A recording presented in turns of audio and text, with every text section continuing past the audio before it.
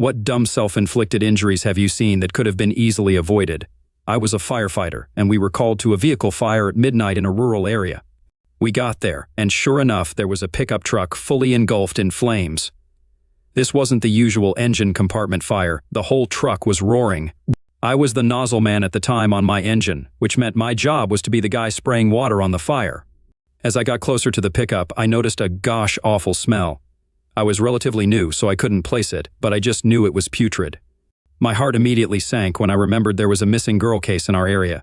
People often stash evidence inside cars and then burn the whole thing to get rid of the evidence. Guns, clothes, even bodies. As I'm putting out the fire, I'm dreading what I'll find.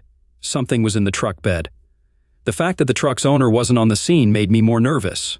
Fast forward, and the fire's out. Turns out the truck bed was filled with a dozen pumpkins. Thankfully, no bodies, but we had no idea where the driver was. A few days later, we heard from the cops that just before we showed up at the fire, a lone guy arrived at the ER with massive full-body burns. Turns out that as this guy was driving his pumpkins to a nearby farmer's market, he hit something in the road. His gas gauge went to empty, and he smelled gas coming from his truck. The hero of this story crawled under his truck to assess the damage and used the only light source he had, a Bic lighter. Someone saw the fire and drove him to the ER. Some separate passerby was the one who actually called in the fire. In short, if you think you have a gas leak, don't use your lighter as your light source. Can't decide. So I'll take two worst injuries. The bikers who thought going 300 kilometers an hour on the German Autobahn was a good idea because it's legal. Those ones are too far gone to even be organ donors, at least for the larger parts. The stupidest, the guy who climbed a fence to sneak into an open-air concert. His engagement ring got caught on the top of the chain-link fence when he jumped down, which degloved his finger and part of his hand. It was past 10 p.m., so the gates were open and entrance was free. Pedestrian versus train is always like a bomb went off. My colleague found an enucleated eyeball like half a mile down the track from the majority of the body. Apparently, it was her screensaver for a few years at work. The narrator can't really put his finger on why someone having a photo they took of an eyeball seems so much more sick and twisted as a screensaver than, say, a picture that they found on Google, which honestly just seems kind of quirky. I guess it's the fact that you know the full tragic story and decided to go, okay, I want this on my screen. That seems so morbid. People are weird. Some guy decided kicking a running mower blade that was jammed up was a great idea. He was nice enough to bring his foot into us, though, in a cooler full of beer. My boss's husband was mowing the lawn and then the blades jammed. He decided to unclog it with his bare hand. He only lost the tips of all his fingers. Too much work to turn it off. Besides, I can just get it out real quick and, oh my God, my hand. There was an SUV full of teenagers driving down the highway in busy traffic.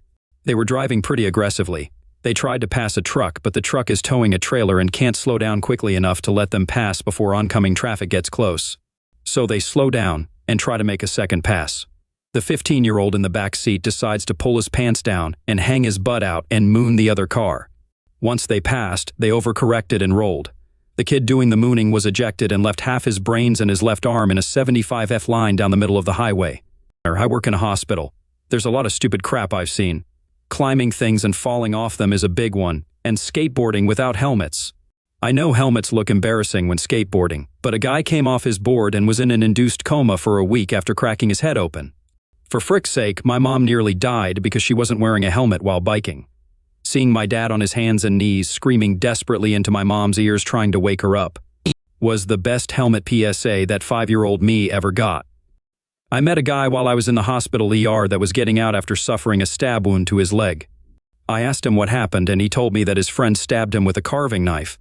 I asked him why he'd do something like that and he replied, "We were both drunk and decided to see if I could feel it." At least he had a sense of humor about it. My dad is a police officer, and in the first few weeks he was working, he had 2 really bad accident calls. The first one was on a local highway where a guy had lost control of his U-Haul and flipped it. He wasn't wearing a seatbelt and was ejected. He landed, most likely already dead, and the truck came to rest on his head, only on his head. The other one was more gruesome. A homeless man was sleeping under garbage when a garbage truck drove onto him, trying to get closer to the dumpster.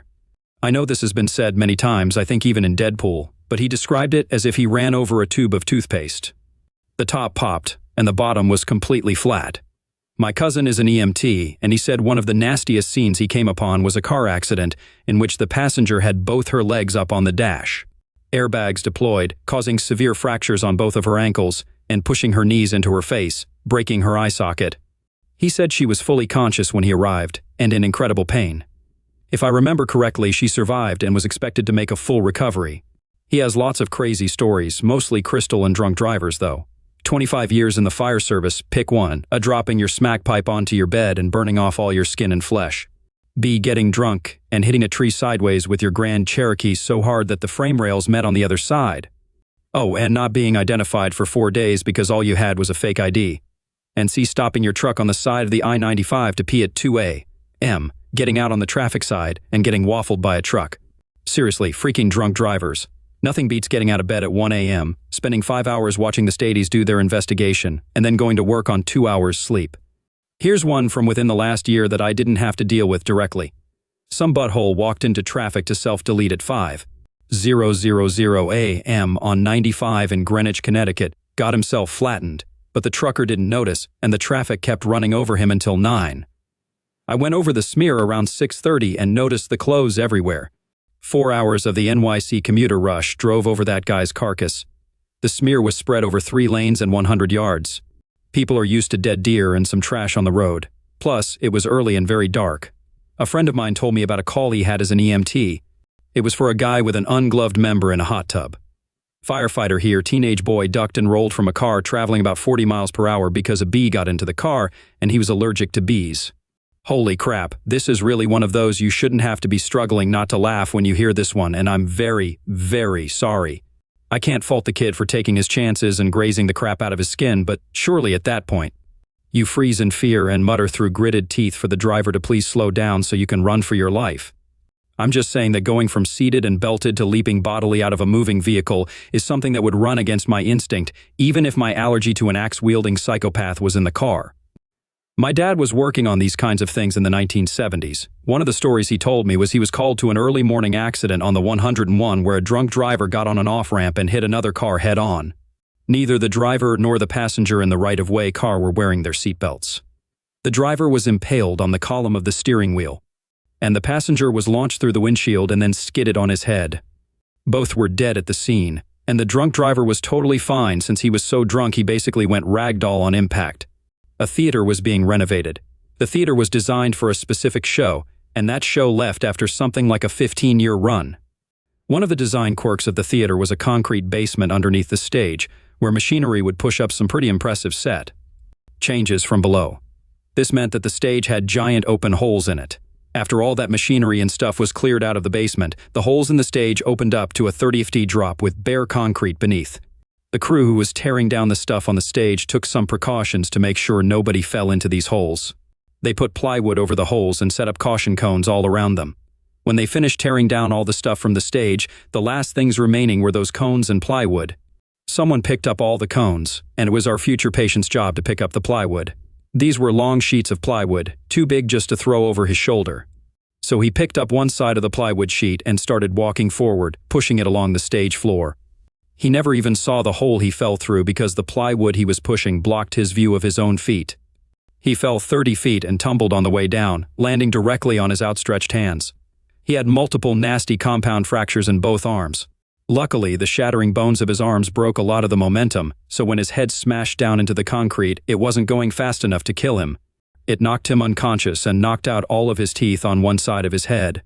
It also crushed and dislocated his jaw.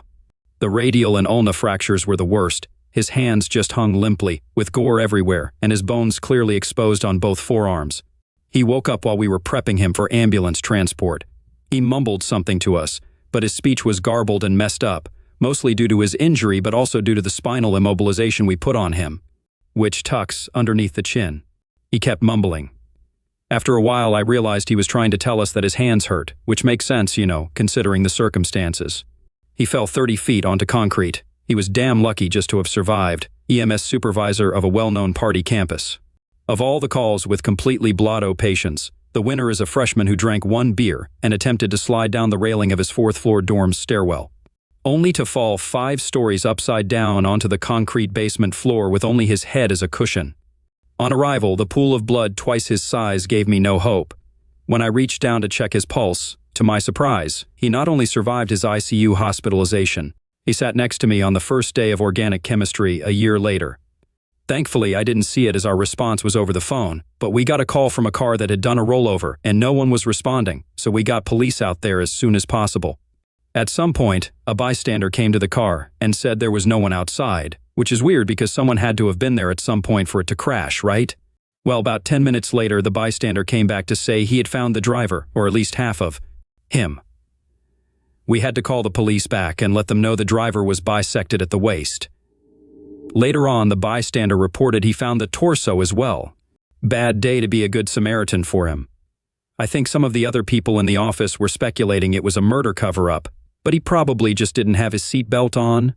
If your car rolls over and half of you is flying out the window, that's something that happens. I was actually just thinking of this the other day. I know a family in my small town that recently lost their son in a car accident. The son and his girlfriend were just driving around late at night on the roads around their farm, and they've driven on them hundreds of times.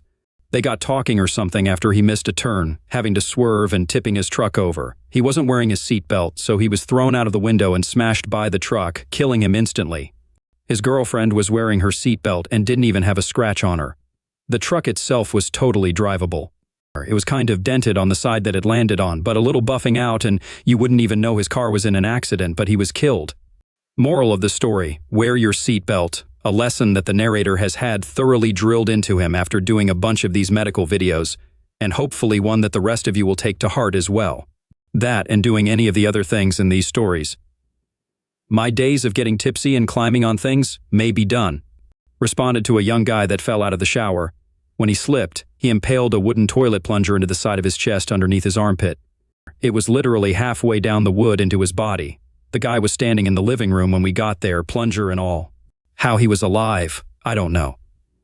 Our mouths were open after going into the home. We had to put him sideways on the stretcher in a position of comfort. The poor guy had just been showering. I was skimming and I saw shower slipped and toilet plunger and was expecting it to have gone up his butt accidentally, but this was much worse than a colon puncture. I was at work, sitting there with my boss. This guy comes running into our office and cries for help, talking about his friend standing outside. We walk out and see another young man holding his hand, covered in blood and missing 1.5 fingers. We, of course, help him, having a first aid kit and luckily my boss being well taught in first aid. He then got transported by helicopter, but the interesting thing is how he got the injury. Apparently the guys were having a barbecue and took a circular saw to cut open their buns. I did this so often before, it never went wrong. I later learned they were able to save at least one of his fingers. The worst injury I've seen caused by something stupid was a man who crashed into a tree on the side of the highway. He had a nice gouge in his scalp and totaled his car. The reason he did this, he imagined the exit was about half a mile earlier than it was and tried to merge off into the grass. He was also high as frick on whippets. Really strange to find an entire box of No 2 canisters in someone's passenger seat and an empty whipped cream dispenser, which is the stupidest substance I can think of besides huffing paint. I nearly had a similar diversion from the I-75 through Atlanta when someone threw a glass bottle out of their window and it flew into mine and cracked me across the skull. Fortunately, it was late at night, so there was no traffic, and I didn't hit anything when I lost control and spun out onto the shoulder. I had to get 5 stitches, and I've still got a nasty and very visible scar to this day. I missed one of those big steel poles that hold up street signs by about a foot. So, yeah, someone else littering almost killed me. Not my story, but one that my paramedic dad has told me a couple of times. A lady was standing under a massive oak tree in her yard after a nasty storm damaged it. One of the limbs, as thick as a trunk on a normal street tree, was cracked, and this lady was just staring up at it, trying to figure out what to do when it broke off and crushed her. Apparently, it absolutely pancaked her torso and head, but left her limbs just fine. My dad describes it as exactly like a Bugs Bunny cartoon. Dude's 2 neglected, underfed, unneutered large pit bulls were fighting over the unspayed female dog. Dude stepped into the middle and had his bottom lip entirely removed to the gum line. He was also on a lot of blood thinners. He then pulled his concealed carry weapon and shot the dog, hitting it in the stomach. I felt so bad for that dog for being owned by a freaking. It's his fault the dog died. I picked the guy's lip up off the ground and packaged it for transport. He bled all the way to the level 1 trauma center an hour away. We ran out of absorbent and had to use quick clot to get the bleeding stopped. Blood was running out the back of the ambulance. Former paramedic here. I saw a man lose his life after falling 12 feet.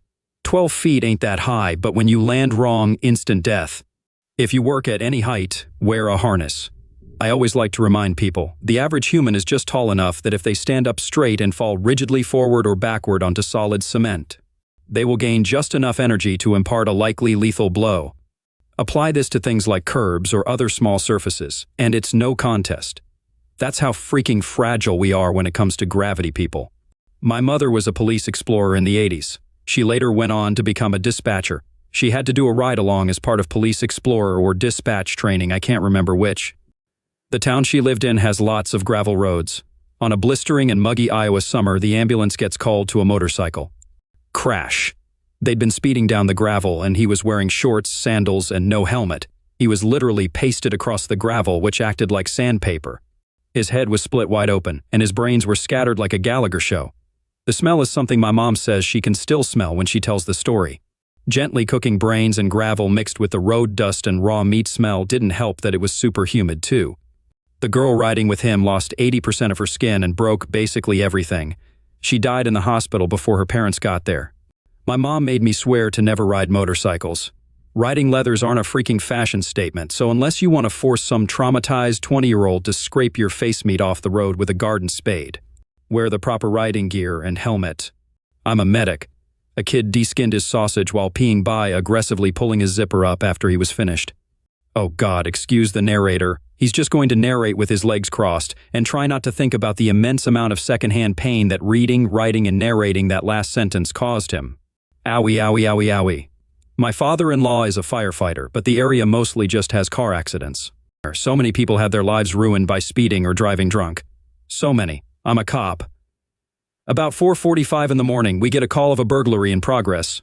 Now we get off at 6:30 and have a whole night of paperwork to do right before we go home, so we weren't exactly stoked to do this. Anyways, I get there first, and the two occupants come running out and say a guy was trying to break in and smashed a window to do it, so they ran. I'm thinking active burglary in progress, so I get my buddy rolling code 3 in case this turns sideways. We get the house surrounded and decide, well, screw it, we've got to approach somehow. We look through the fence and see what looks like a person laying on the ground. We make entry into the backyard, and sure enough, there's a person laying on the ground right by the rear door. Only now we can also see the shattered glass and massive amounts of blood. We push into the backyard, and the guy is clearly dead. Medics on the scene confirm it. After further inspection, we realize that this clown broke the window and sliced his arm deep, right where your bicep meets your forearm. He then walked from that location to the rear door and tried to enter there for a long time by how much blood was pooled on the ground and on the door. He ended up dying face up, spread-eagled right by the door. The homeowners had no idea who he was. I ended up going home before the whole thing was wrapped up, and I never got confirmation as to anything. But our best guess was that this knucklehead was so high on crystal that he thought that this house was his and ended up smashing the window trying to get in. When he couldn't open the door, he cut himself and just died. Call for a guy with abdominal pain. We found out the guy had shoved an egg up his butt for bedroom reasons. After he had concluded his act of self-love, he couldn't extract the egg. He grabbed a spoon and tried to break the egg to get it out. This really happened. The guy just cut himself up real bad trying to get in there and eventually died from complications. A guy wanted to see what a ring on his eggplant felt like, so he used his wedding ring. He couldn't get it off and was ashamed to ask for help until it started turning black and blue and was in extreme pain. Either the dude has giant hands or a gosh darn spaghetti wang. I'm not a first responder, but this reminds me of that one YouTuber that stuck his head in a microwave and then filled it with cement. Like, literally, what did he expect? Did he even know how cement works, that it hardens? Anyways, it was a waste of time for the first responders, in my opinion. Had that guy been smarter, the first responders could have actually saved the life of someone who actually needed help, rather than someone who self-inflicted this idiocy upon themselves. Personally speaking, as a stupid person, I nearly cut a chunk out of my hand because I was cutting carrots on a mandolin without using the guard. I still have the scar, and I haven't touched the darn thing since.